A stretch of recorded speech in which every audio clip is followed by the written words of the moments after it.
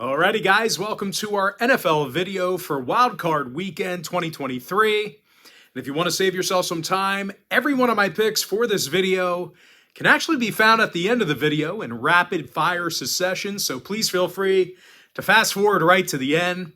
Now, for those of you who want to stick around and you don't know who I am, my name is Brock Page, and I do sports picks for free right here on YouTube.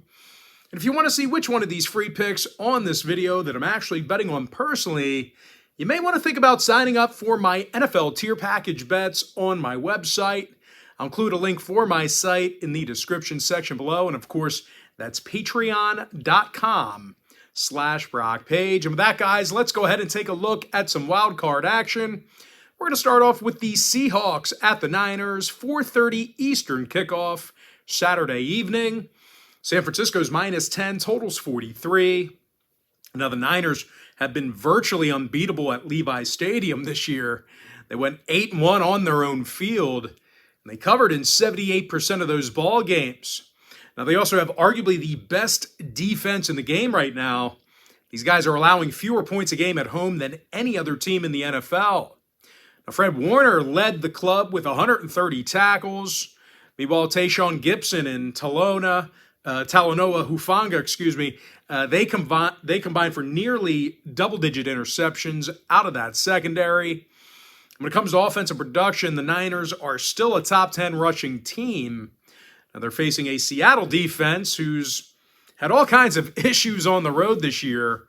They allowed 28 points per contest while traveling, and they're also in the bottom 3 in slowing down the run. Seattle allows over 150 yards a game on the ground. Now, injury-wise, Ryan Neal is questionable with the knee. Meanwhile, for the Niners on the other side, Greenlaw and Banks are questionable for them. Now, weather-wise, keep an eye on this, guys, because it could be a wet one in Santa Clara on Saturday. It looks like possible showers actually Thursday through Monday. A little bit of a wet season there in Santa Clara, but keep an eye on the rain. Could be wet and sloppy. Now, total-wise, the Niners saw unders against the likes of the Saints, the Chargers, and this very Seattle team in their most recent meeting. Meanwhile, the Seahawks saw their last 4 outings stay under the line as well. I'm going to lean towards San Francisco, -10, and the under 43 in that tight window. Next matchup, Chargers-Jaguars, 8:15 Saturday night. The LA Chargers are the 1-point favorite on the road, totals 47.5. Now, the Chargers do play some of their best defense on the road. These guys are actually in the top 10 in fewest road points allowed. They also have a top 10 passing defense on the road in the league as well. Drew Tranquill led that defensive tackles with 146 of them. When it comes to offensive production, not many teams throw it better than Los Angeles. Justin Herbert finished second in the league in passing yards. He actually threw for over 4,700 yards and 25 touchdowns. Now, they're facing a Jacksonville secondary who wasn't all too great. They allowed more yards per contest through the air than most teams in the AFC. When it comes to offensive production, the Jags actually had a tough time getting out of the blocks. They're currently in the bottom 10 in both first and second quarter scoring at home. Now, when it comes to the injury report, a bright spot for Jacksonville. They are relatively healthy at the moment. No significant inactives to report to you at the moment. Meanwhile, for the Chargers on the other side, we're looking at Bosa, Williams, Bailey, and Murray, who are all listed as questionable. So keep an eye on them. Obviously, their statuses could improve later in the week. Now, weather-wise, well, weather should not be an issue in North Florida, although it may get a little bit chilly. It is going to be clear and 45 degrees at kickoff with a slight breeze. Now, when it comes to the total, 6 out of Jacksonville's last 8 at home did fall under the number. Meanwhile, the Chargers went 67% to the under in their road games. I'm going to lean toward the Chargers, -1, under 47.5. Next contest, Dolphins-Bills, 1 o'clock Sunday. Buffalo's -10.5, totals 44. Now, the Red Hot Bills won their last 7 straight, and they're scoring over 31 points a game in Orchard Park. No real surprise here, guys. Buffalo's averaging more yards per play at home than any other team in the league. Josh Allen threw for over 4,200 yards this season. and he also finished second in touchdowns and QBR. Meanwhile, Stephon Diggs finished in the top five in receptions, yards, and touchdowns. Now they're facing a Miami defense on the other side, who actually allows more points they allow more points a game on the road than any other squad in the NFL. The Fins are allowing a league worst 31 points a game while traveling. And no real shocker here, guys. This Miami secondary finished in the bottom 5 in yards allowed per game. Now, injury-wise, Armstead, Howard, Wilson, and Tua, they're all listed as questionable for the Fins. When it comes to the weather report, sunny and cold in upstate New York Sunday. Looks like 29 degrees and a slight wind by kickoff. Now, total-wise, Buffalo saw their last 3 straight get over the number. 5-3 to the over in their own stadium. Meanwhile, Miami went 7-2 to the over in their travels this year themselves. I'm going to lean toward Buffalo minus 10.5 over 44. Next contest, it is going to be Giants at the Vikings, 4:30 Sunday afternoon. Minnesota's -3, totals 48. Now, the Vikes have been tough to beat in their own building this year. They're 8-1 at US Bank Stadium. And they average 27 points a game there. And as much as people hate him, well, Kirk Cousins finished in the top 5 in passing yards and touchdowns.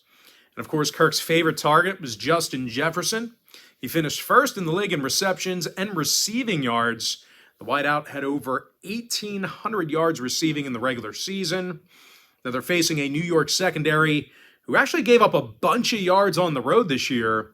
These guys actually allowed more passing yards on the road than most secondaries in the NFC. When it comes to offensive production for the Giants, well, the G-men are little threat throwing the football. These guys are throwing for under $190 a game. Now, injury-wise, Williams, Jackson, and Pinnock, they are all listed as questionable for New York. Meanwhile, for Minnesota, Smith, Bradbury, and Dantzler, they're listed as questionable for them. When it comes to the total, Minnesota went 7-2 to the over in their own stadium this year. Meanwhile, New York went 75% to the over in their last 8 outings at any location. I'm going to lean toward Minnesota -3 over 48.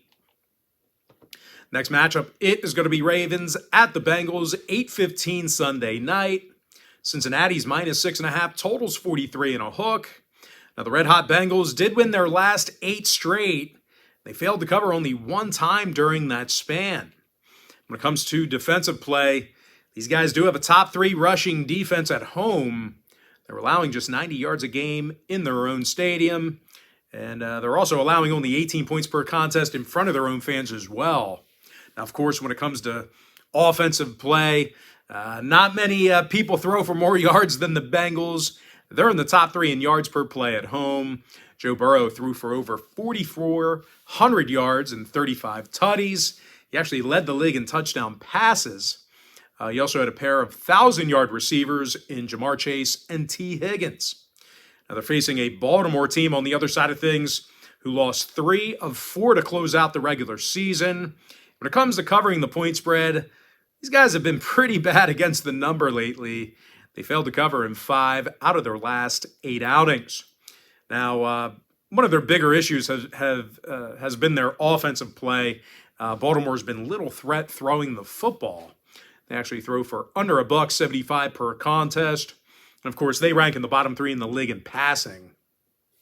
Now, of course, injury-wise, Lamar Jackson still on the fence about playing, still banged up with an injury, or maybe his feelings are hurt. I'm not sure what's going on with Lamar, but we haven't seen him in some time, and he's still questionable to play.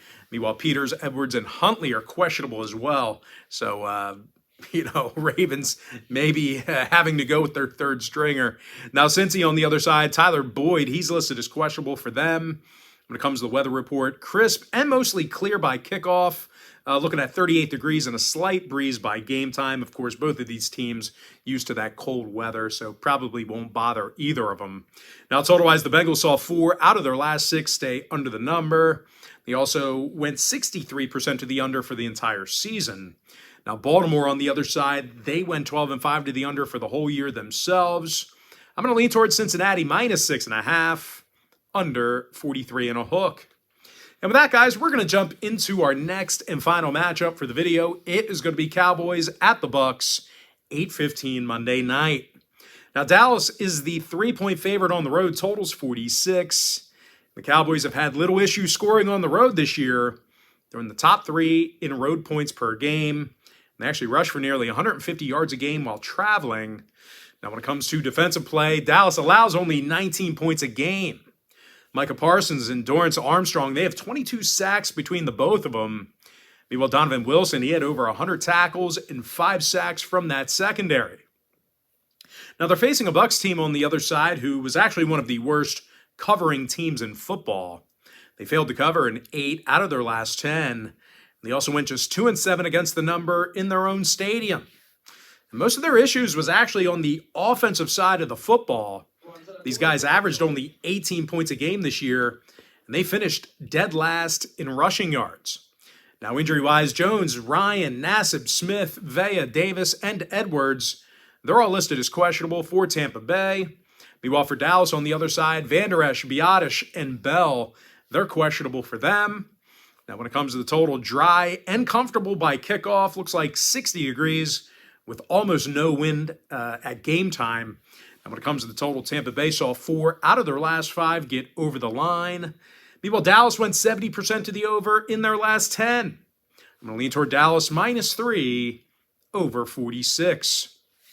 And with that, guys, now it's time for our quick pick recap. I like San Francisco -10 under 43. Chargers -1 under 47.5. Buffalo Bills -10.5 over 44. And one final reminder, if you want to see which one of these free picks on these videos that I'm actually betting on personally, the best way to do that is to sign up for my board member package on my website. And the link for that site is in my bio. Give me Minnesota -3 over 48. Cincinnati -6.5 under 43 and a hook. With my next and final free pick, I'm going to lean toward Dallas -3 over 46.